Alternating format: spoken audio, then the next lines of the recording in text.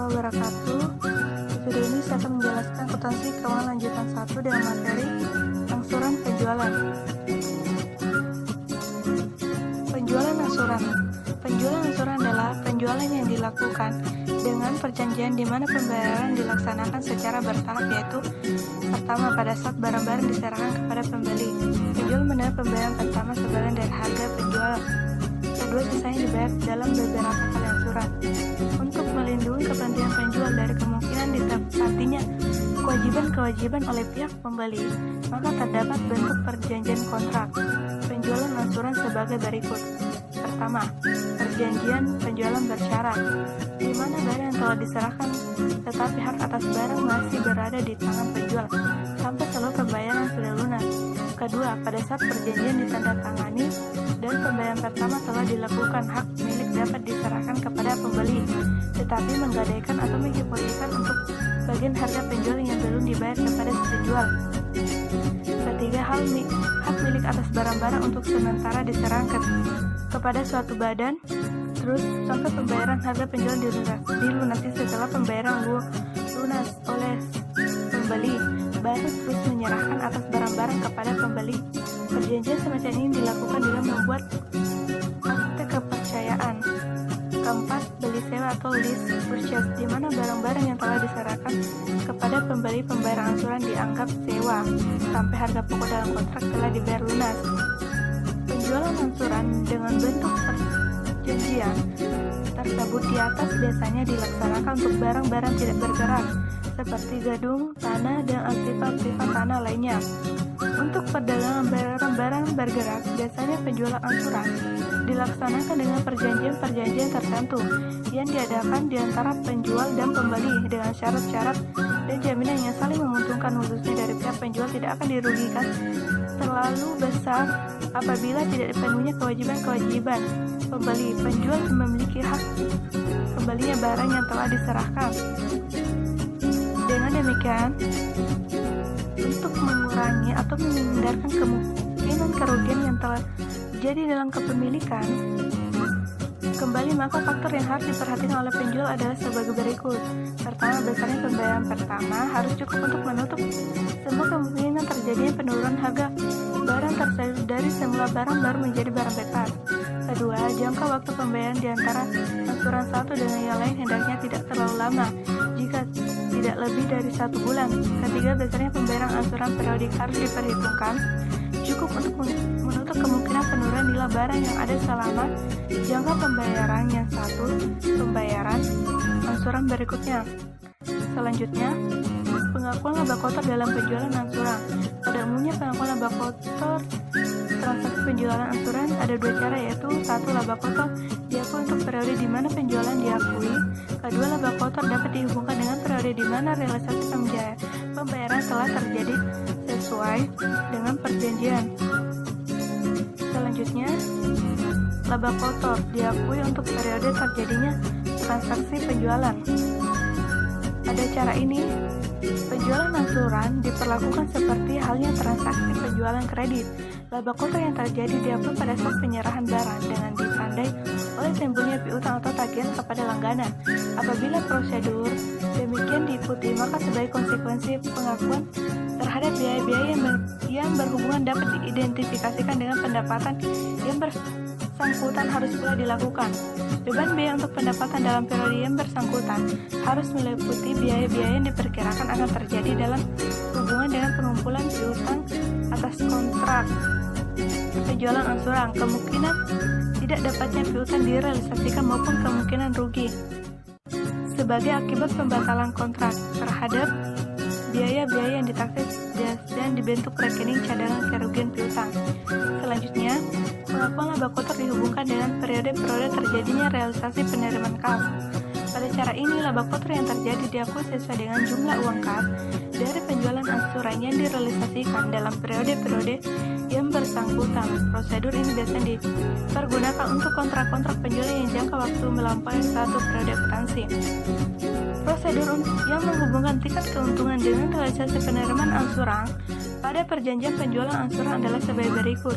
Pertama, penderian pembayaran pertama dicatat sebagai pengembalian harga pokok kos dari barang-barang dijual atau diservis yang diserahkan sesudah seluruh harga pokok kos kembali, maka penderian selanjutnya dicatat sebagai keuntungan. Penerimaan pembayaran pertama dicatat sebagai realisasi keuntungan yang diperoleh sesuai dengan kontrak penjualan sesudah seluruh keuntungan yang terpenuhi. Setiap penerimaan pembayaran yang sesuai dengan perjanjian dicatat sebagai pengembalian harga pokok kos maupun sebagai realisasi keuntungan di dalam perbandingan yang sesuai dengan posisi harga pokok dan keuntungan yang terjadi pada saat perjanjian. Penjualan angsuran ditandatangani. Dalam hal ini keuntungan akan selalu sejalan dengan tingkat pembayaran angsuran selama jangka perjanjian. Metode ini memberikan kemungkinan untuk mengakui keuntungan proporsional dengan tingkat penerimaan pembayaran angsuran. Dalam akuntansi, prosedur demikian dikenal dengan metode angsuran atau dasar angsuran, installment method of installment basis. Selanjutnya, membahas tentang penjualan angsuran untuk barang-barang tak bergerak.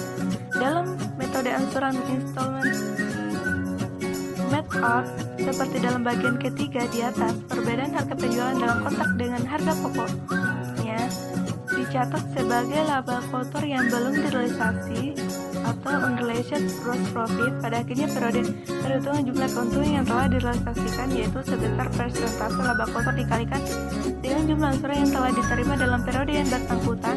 Jumlah laba kotor yang direalisasikan diakui dengan memindahkan bagian saldo kotor yang belum direalisasikan.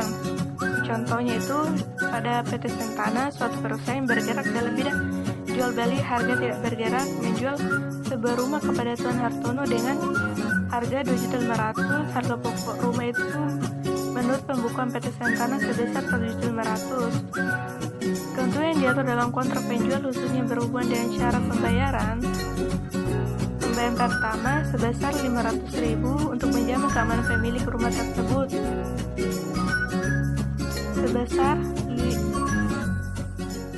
Tuan Hartono setuju menghipotekan rumah tersebut dari Hartono kepada PT Sentana sebesar 2 juta. Akte hipotek ditandatangani pada tanggal 1 September dalam waktu 5 tahun dengan pembayaran tiap setengah tahun 200.000. Bunga hipotek sebesar 12%. Komisi dan biaya-biaya lainnya guna menyelesaikan akte hipotek sejumlah 50.000 telah dibayar tunai oleh PT Sentana.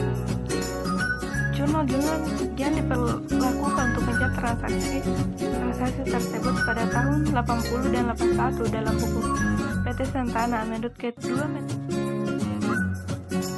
metode tersebut di atas adalah sebagai berikut.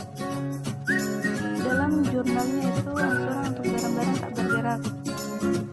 Di dalam transaksi pada tanggal 1 September dijual sebuah rumah dengan harga 2.500.000. Jumlahnya laba diakui pada periode penjualan, diutang 2.500.000 pada laba penjualan 1.500.000, rumah 1 juta. Laba yang diakui secara proporsional dengan jumlah penerimaan angsuran, diutangnya 2.500.000 pada laba kotor yang belum direalisasikan 1.500.000 dan profitnya 1.500.000. Begitupun di bagian kedua penerimaan pembayaran, kasnya 500, hipoteknya 2 juta, 1 juta pada piutangnya 2 juta pada piutang 2.500.000. Laba sama di laba diakui secara proporsional. Ketiga, pembayaran biaya sama juga, dan materi selanjutnya di tabel berikutnya tentang penjualannya. Menjelaskan tentang jurnal di atas, apabila pembayaran angsuran hipotek dari Tuan Hartono dapat diterima sesuai dengan perjanjian yang ada, maka kedua metode pengakuan laba kotor atas transaksi penjualan angsuran tidak berakibat perbedaan jumlah pendapatan bunga yang diperoleh dalam setiap tahun. Laba diakui dalam periode di mana penjualan itu terjadi, maka atas transaksi penjualan rumah itu akan melaporkan laba yang sebesar 950, 1 juta dikurangi 50 dalam tahun. Bunga 80. Oleh karena itu, tidak ada pengakuan laba untuk masa 5 tahun. Kemudian berakhirnya transaksi tersebut di lain pihak sebesar 1950 dianggap direalisasikan sebesar 150, 200 dikurangi 50 jadi 150 pada tahun 80 dan 800 sisanya akan dilakukan dalam masa 5 tahun. Kemudian sesuai dengan jangka waktu penyelesaian transaksi masing-masing sebesar 160 pada setiap tahun. Pembatalan kontrak kemudian sebelum kewajiban pembeli diselesaikan biasanya diikuti dengan pemilik kembali barang-barang oleh dijual, tergantung dari perlakuan terhadap laba transaksi penjualan angsuran tersebut. Apabila kontrak dibatalkan, berarti tidak seluruh laba yang diperhitungkan dapat direalisasikan. Di samping itu, kewajiban pada tanggal 1 Maret tahun 82 maka PT Sentahan akan menarik kembali saldo depositnya sebesar 1.600 dan membeli kembali rumah. Sedang jumlah pembayaran yang telah dilakukan oleh Tan Hartono sebesar 900 tidak dapat ditarik kembali dan tetap menjadi haknya PT Sentahan. Diumpamakan penilaian kembali atas rumah tersebut pada tanggal 1 Maret sebesar 1.200.000. Dengan demikian dicatat sebagai berikut tabel-tabel berikut ini. Dan selanjutnya kita akan membahas penjualan angsuran untuk barang-barang bergerak. Prosedur akuntansi untuk penjualan barang-barang dagangan dengan perjanjian angsuran pada dasarnya sama dengan cara yang berlaku bagi harta tetap barang-barang tak bergerak. Dalam mencatat transaksi penjualan perlu untuk membedakan antara penjualan reguler dan penjualan angsuran yang sifatnya salah. Hal ini sangat penting artinya untuk dapat memberikan data bagi perhitungan laba kontrak yang diakui sebagai hasil penerimaan pembayaran piutang dari penjualan angsuran. Sekian materi yang bisa saya paparkan. Wassalamualaikum warahmatullahi wabarakatuh. Sekian dan terima kasih.